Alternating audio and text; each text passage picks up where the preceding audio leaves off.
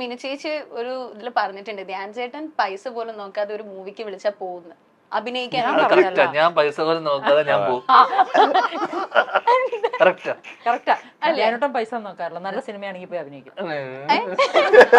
അങ്ങനെ ഒരു നോട്ടോ. തള്ളിക്കോ തള്ളിക്കോ. നല്ല സിനിമയാണെങ്കിൽ പൈസ നോക്കാറില്ല. നല്ല സിനിമയാണെങ്കിൽ പൈസ നോക്കാറില്ല. പക്ഷെ ഈയിടെയായിട്ട് എല്ലാ പടങ്ങളിലും പൈസ വാങ്ങിക്കാറുണ്ട്. ഈ ഇടയായിട്ട് കുറച്ച് വർഷങ്ങളായിട്ട് ആണല്ലേ.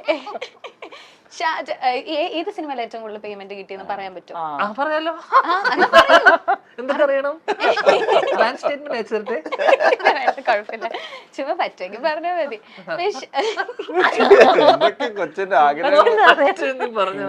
ഗൂഗിൾ പേ ഉണ്ടോ?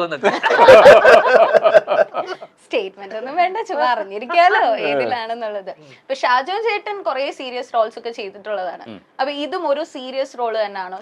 ഇതങ്ങനെ സീരിയസ് റോളൊന്നും അല്ല. ഇതിനാ ജോജി എന്ന് പറഞ്ഞൊരു ക്യാരക്ടറാണ്.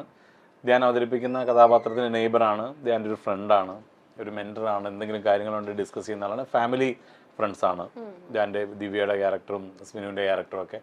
അപ്പൊ അങ്ങനെ ധ്യാനുമായിട്ടായിരുന്നു എനിക്ക് കൂടുതലും കോമ്പിനേഷൻസ് ഒക്കെ. ധ്യാനുമായിട്ടായിരുന്നു. അപ്പൊ അങ്ങനെ ഒരു രസമുള്ള ക്യാരക്ടറായിട്ടാണ് എനിക്ക് പേഴ്സണലി തോന്നിയത്. ഡബ് ചെയ്ത് കഴിഞ്ഞപ്പോഴും എനിക്ക് സിനിമ കണ്ടപ്പോഴും എനിക്ക് അങ്ങനെ തോന്നി. അപ്പൊ ഇനിയിപ്പം സിനിമയെ പറ്റി പറയേണ്ടത്, അതെ. പക്ഷെ ഞാൻ ഒരു ആർട്ടിക്കിളിൽ വായിച്ചു ഇതൊരു ട്രൂ സ്റ്റോറി ആണെന്ന്. ഇപ്പൊ ട്രൂ സ്റ്റോറി എന്ന് പറയുമ്പോഴേ ആൾക്കാർക്ക് ഒരു ക്യൂരിയോസിറ്റി ആയിരിക്കുമല്ലോ കാണാൻ. ഒരു മാരീഡ് കപ്പിൾ ഫേസ് ചെയ്ത ഒരു ഇഷ്യൂ ആണെന്ന് പറഞ്ഞു. അപ്പൊ ഇതൊരു ട്രൂ സ്റ്റോറി ആണെന്ന് ധ്യാൻ ചേട്ടൻ അറിയാമായിരുന്നോ? ഇത് പലരുടെയും ലൈഫിൽ ഇപ്പം ഇതായിട്ടുള്ള ഇങ്ങനത്തെ കുറെ സൈബർ ക്രൈം റിപ്പോർട്ട് ചെയ്യുന്നുണ്ട്. പക്ഷെ നമ്മളിപ്പം സ്വാഭാവികമായിട്ട് നമ്മളെ സാധാരണക്കാർ നമ്മൾ അറിയണമെന്നില്ല. പക്ഷെ ഇത് പല കോമണേഴ്സും ഫേസ് ചെയ്യേണ്ടി വന്നിട്ടുള്ള അല്ലെങ്കിൽ ഇഷ്യൂ. അല്ലെങ്കിൽ ഇത് എനിക്ക് തോന്നുന്നു പണ്ട് തന്നെ ഈ MMS ക്ലിപ്പൊക്കെ വന്നു തുടങ്ങിയ സമയത്ത് തന്നെ, ഇപ്പം ഞങ്ങളുടെ നാട്ടിലൊക്കെ ഉള്ള സമയത്ത് ചില ഇതുപോലെ തന്നെ ഫേക്ക് ക്ലിപ്സ് ഒക്കെ വെച്ചിട്ട് കല്യാണമൊക്കെ മുടക്കിയിട്ടുണ്ട് ആൾക്കാർ. കല്യാണത്തിന് 2 ദിവസം മുന്നേ ഒക്കെ പെണ്ണിന്റെ ഇതേപോലെ തന്നെ നാട്ടിലൊക്കെ നാട്ടുമ്പുറത്തൊക്കെ ഇതേപോലെ സാമ്യമുള്ള കുട്ടിയുടെയൊക്കെ ഇങ്ങനത്തെ MMS ക്ലിപ്പൊക്കെ ഇറക്കിയിട്ട് കുട്ടീനെ പോലെ എവിടെയെങ്കിലും ഒക്കെ ചായ ഉണ്ടാവും. അങ്ങനത്തെ MMS ക്ലിപ്പൊക്കെ വന്നിട്ട് ഇത് കല്യാണത്തിന്റെ കറക്റ്റ് 2 ദിവസം മുന്നേ കൊണ്ട് ഇറക്കിയിട്ട് കല്യാണം മുടക്കി കളയും. ഓക്കെ, അതൊക്കെ കറക്റ്റ്. അതിന് എന്താ പറയണ്ട, ഇതൊക്കെ ചെയ്യുന്ന അല്ലെങ്കിൽ ഇതൊക്കെ കാലാകാലങ്ങളായിട്ട് ഉള്ള എത്രയോ വർഷങ്ങളായിട്ടുള്ള സാധനങ്ങൾ. ഇത് എത്ര പേര് റിപ്പോർട്ട് ചെയ്യുന്നുണ്ട്, എത്ര പേര് ഇത് ചെയ്യുന്നുണ്ട് എന്നുള്ളത് മാത്രമേ ഉള്ളൂ.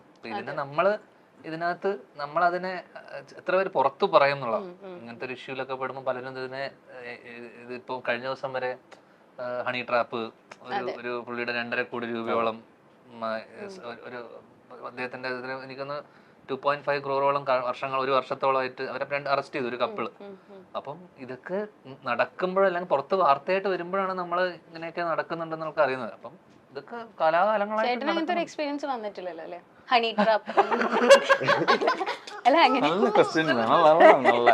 ഉണ്ട്, ഞാൻ പറയില്ല പുറത്ത്. അല്ല, ബട്ട് ഇത് നല്ലൊരു റെലവെന്റ് ഒരു ടോപ്പിക് ആണ്. സോ അത് സൊസൈറ്റിയിൽ നല്ല രീതിയിൽ എത്തട്ടെ അല്ലെ. ഈ കൂട്ടത്തില് ധ്യാൻ ചേട്ടനൊക്കെ കൂടുതൽ തഗ് പറയുന്ന ആരാ? ഷാജു ചേട്ടാ? ധ്യാൻ തന്നെയാണ് പറയുന്നത്. ആണോ? ഈ അവിടെ നമ്മുടെ ലൊക്കേഷനിൽ ഇങ്ങനെയാണ് രാവിലെ 1-3 തഗ്,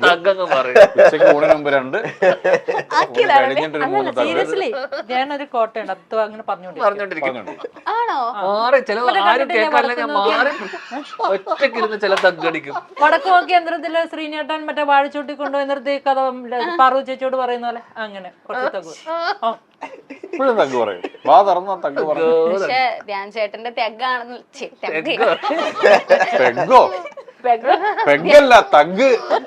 ധ്യാൻ ചേട്ടന്റെ തഗ്ഗാണ് മെയിൻ അല്ലേ? ധ്യാൻ ചേട്ടൻ എന്തൊരു ഫാൻസാ ഉള്ളത്. ഇന്റർവ്യൂ തന്നെ കാണാൻ എത്ര പേരാ ഉള്ളത് അല്ലേ? അപ്പം ഇതുപോലെ ഇന്റർവ്യൂല് ഇങ്ങനെ കാണിക്കാം.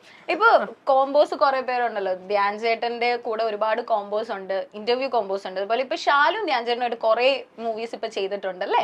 2 മൂവീസ് ചെയ്തിട്ടുണ്ട്. അപ്പം ബേസിൽ ധ്യാൻ, മണിക്കുട്ടൻ. ബേസിൽ ധ്യാൻ എന്ന് പറഞ്ഞപ്പോ ബേസിലേട്ടൻ ഏറിപ്പോയത് അറിഞ്ഞായിരുന്നോ? ഈ കഴിഞ്ഞ ദിവസം വിളിച്ചോ? എന്നിട്ട് അല്ല, അവനത് വേണം.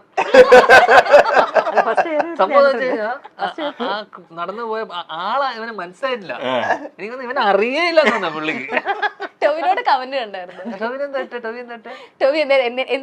ടോവി എന്തോ ഇട്ടായിരുന്നു അതിൽ. അത് ഭയങ്കര വൈറലായിരുന്നു. കാരണം അത് എന്തുകൊണ്ട് ഇട്ടേന്നറിയോ?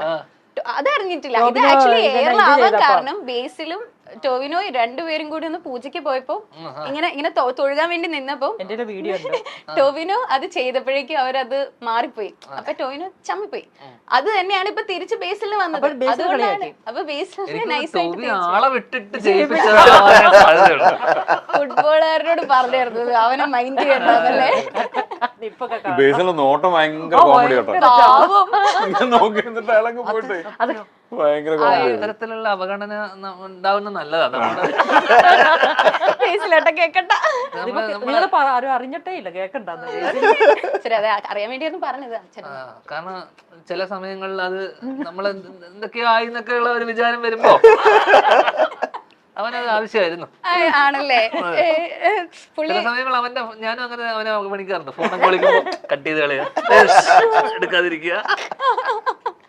ചില വലിയ ആൾക്കാരൊക്കെ ഇതുപോലൊക്കെ വിളിക്കുമ്പോഴേ നമ്മൾ ഫോൺ എടുത്തിട്ട് ഫോൺ കാണും. നമ്മളപ്പോ നമ്മള് തിരക്കാണ്, തിരക്കാണെങ്കിൽ വേണ്ടി ഒരു 5 റിങ് അടിച്ചിട്ട് എന്നിട്ട് നമ്മള് എടുക്കൂല. ആ ചേട്ടാ പറ, ഒരു പണിയില്ലാതെ ഇരിക്കും, ഏതെങ്കിലും സിനിമ കഴിയാൻ വേണ്ടി വിളിക്കായിരിക്കും. അപ്പോഴും നമ്മളെന്ത് ചെയ്യും, ഒരു അടുത്ത കോളിൽ ഫസ്റ്റ് കോളിൽ എടുക്കൂല. ചില ആൾക്കാരുണ്ട് അങ്ങനത്തെ. ആരാളാ ഞാൻ. ധ്യാൻ ചേട്ടന്റെ ഉപദേശം കേൾക്കാൻ വേണ്ടി ആരെങ്കിലും വിളിക്കാറുണ്ടോ? എടാ ഞാനിങ്ങനെ പെട്ടിരിക്കുക, എന്നൊന്നും. എന്താ ശാലു എന്താ ചിരിക്കുന്നത്? കഴിഞ്ഞ ദിവസം ഞാൻ ഇവനെ എയർപോർട്ടിൽ വെച്ച് കണ്ടു. എയർപോർട്ടിൽ വെച്ച് കണ്ടുകൊണ്ട് ഇവൻ എന്നെ ആദ്യമായി കാണുന്ന ഒരു സന്തോഷവും ഇതും. അപ്പൊ ഞാൻ തിരിഞ്ഞു പെട്ടെന്ന് ഞാൻ ഇവനെ കണ്ടപ്പോ നീ എന്താ എന്നെ ഇങ്ങനെ ആദ്യമായിട്ട് കാണുന്ന രീതിയിലുള്ള സന്തോഷം. അപ്പൊ അവനോട് പറയാ, ഞാൻ ചേട്ടനെ പറ്റി ഇപ്പൊ ആലോചിച്ച് ചേട്ടനെ ഇതാക്കാൻ വേണ്ടി. അപ്പൊ ഇവനെന്നെ ഉപദേശം അന്വേഷിച്ചിട്ട് വിളിക്കാതിരുന്നത്ര. അപ്പൊ ഞാനതാ ഞാൻ ആക്ച്വലി കണ്ടിട്ടില്ല കോളേജിന്റെ സമയത്ത്. പക്ഷെ ഇതുപോലെ ഉപദേശം തേടി വന്നു. എന്ത് ഉപദേശാന്നും കൂടെ ചോദിക്കട്ടോ. എന്താ ഉപദേശം? അല്ല ഷാജു, എന്താന്ന് അറിയണം ഞാൻ. ഇല്ല, ഉപദേശമൊന്നുമില്ല. ഇങ്ങനെ വിഷമിച്ചിരിക്കുമ്പോഴത്തേക്ക് ധ്യാൻ ചേട്ടനെ ഒന്ന് വിളിച്ചു കഴിഞ്ഞാല് എന്തെങ്കിലും കിട്ടുമെന്ന് വിചാരിക്കും. അറിയാറ് നമുക്കൂടെ ഇടയ്ക്ക് വിളിക്കാം. സിനിമകൾ ഒരു വിഷമഘട്ടത്തിൽ വന്നപ്പോ ഞാൻ സമാധാനിപ്പിച്ചിട്ടില്ലേ? ഞാൻ ലേഡീസിലാണ് കൂടുതൽ. ഇവ വിളിച്ചപ്പോ എടുത്തില്ല. പക്ഷെ അങ്ങനെ ഒരാളുള്ളത് നല്ലതല്ല. നമുക്കൊരു പ്രശ്നം വന്ന തമാശക്കാണെങ്കിലും ഒരാളിങ്ങനെ വിളിച്ച് സമാധാനം പറയുമ്പോ ഒരു സന്തോഷമല്ലേ? അത് ഒരു കാലയളവ് മൊത്തം ചെയ്തിരുന്ന ആളാണ് ഞാൻ. കോളേജിലൊക്കെ പഠിക്കുമ്പോ എന്ന് വെച്ച് കഴിഞ്ഞാൽ ഇപ്പം എനിക്ക് ആ സമയത്ത് പ്രണയം എന്തൊക്കെ ഉണ്ട്. ഈ പ്രണയബന്ധം ഉള്ളതുകൊണ്ട് സമയത്ത് തന്നെ ഇപ്പം ഞാൻ സ്നേഹിച്ചുകൊണ്ടിരുന്ന കുട്ടിയുടെ കൂട്ടുകാരികളൊക്കെ ഉണ്ടല്ലോ, അവർക്കൊക്കെ പല പല ഘട്ടങ്ങൾ വരുന്ന സമയത്ത് എന്നുവെച്ചാൽ അവരെന്തെങ്കിലും ബ്രേക്കപ്പോ അല്ലെങ്കിൽ പ്രശ്നങ്ങളോ എന്തെങ്കിലും ഇഷ്യൂ ഒക്കെ വരുന്ന സമയത്ത് ഞാൻ വെറുതെ സുഖമല്ലടി പറഞ്ഞിട്ട് മെസ്സേജ് അയക്കും. എന്ത് സുഖം, അറിഞ്ഞിട്ടാ വിളിക്കണേ, അറിഞ്ഞിട്ടാ മെസ്സേജ് അയക്കണേ, എന്ത് പറ്റി, അല്ല ഒന്നും പറയണ്ടടാ, ഞാൻ വിളിക്കാം വിളിച്ചിട്ട് അവരൊരു സമാധാനിപ്പിക്കുമ്പോഴില്ലേ നമുക്കൊരു ആശ്വാസ, നമുക്കൊരു സമാധാനം കിട്ടും. ചില രീതിയിൽ കണ്ടിട്ടുണ്ടോ? അങ്ങനെ കണ്ടിട്ടില്ല, ഞാൻ ആലോചിച്ചിട്ടില്ലേ? വെറുതെ ഒരാളെ മോട്ടിവേറ്റ് ചെയ്ത് വിടുക. ഇപ്പൊ ഞാൻ ചെയ്യാറില്ല. ഇപ്പൊ ഇതേപോലെ ആന്റിമാരെയൊക്കെ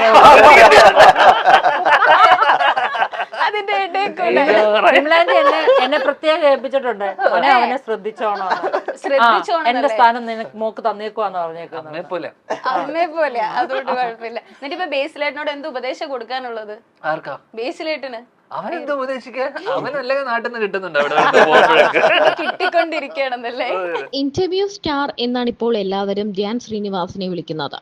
പടങ്ങളൊക്കെ ഒരു മിനിമം ആവറേജ് നിലയ്ക്കാണ് ഓടുന്നതെങ്കിലും ധ്യാൻ ശ്രീനിവാസന്റെ ഇന്റർവ്യൂസ് എല്ലാം എപ്പോഴും ഹിറ്റ് തന്നെയാണ്. എപ്പോൾ ഇന്റർവ്യൂ കൊടുത്താലും ഒരു വെടിക്കുള്ള മരുന്ന് അതിൽ തന്നെ ഉണ്ടാകും. ഇന്റർവ്യൂ തുടങ്ങുന്നത് മുതൽ അവസാനം വരെയും ചിരി പൊട്ടുകയും ചെയ്യും. എന്ത് വീട്ടുകാരെ പറ്റി പോലും കോമഡി പറയാൻ യാതൊരു മടിയുമില്ലാത്തൊരു നടൻ തന്നെയാണ് ധ്യാൻ ശ്രീനിവാസൻ. ഒപ്പമുള്ളവരുടെ കാര്യത്തിലാണെങ്കിലും ഐഡി എന്ന ചിത്രത്തെക്കുറിച്ച് സംസാരിക്കുന്നതിനിടയ്ക്കാണ് ബേസിലിനെ പറ്റി പറയുന്നത്. ബേസിലിന്റെ ഈ ഇടയ്ക്ക് ട്രോളിൽ കയറി കുറെ കാര്യങ്ങളൊക്കെ കൈ കൊടുക്കാൻ പോയപ്പോൾ, ഷെയ്ക്കാൻഡ് കൊടുക്കാൻ പോയപ്പോൾ അത് കൊടുക്കാതിരുന്ന, അങ്ങനെ ആ സംഭവത്തെ ചുറ്റിപ്പറ്റിയുള്ള കാര്യങ്ങളൊക്കെ വൈറലായി മാറിയത് ഈ ഇടയ്ക്കാണ്. ബേസിൽ എയറിലായതിനെ പറ്റിയുള്ള കാര്യങ്ങളൊക്കെ പറയുമ്പോൾ ബേസിലിന് അത് വേണം എന്നാണ് ധ്യാൻ പറയുന്നത്. നമ്മൾ ചില സമയത്ത് എന്തൊക്കെയോ ആയെന്നൊക്കെ തോന്നുമ്പോൾ ഇങ്ങനെയുള്ള അവഗണനകളൊക്കെ നല്ലതാണ് എന്നാണ് ബേസിലിനെതിരെ ധ്യാൻ ശ്രീനിവാസൻ നൽകുന്ന ഒരു കൊട്ട്. ചിരിച്ചുകൊണ്ടാണ് ഇത് ധ്യാൻ പറയുന്നതെങ്കിലും അതിലെവിടെയോ ഒരു കാര്യമുണ്ടല്ലോ എന്നാണ് എല്ലാവരും ചോദിക്കുന്നത്.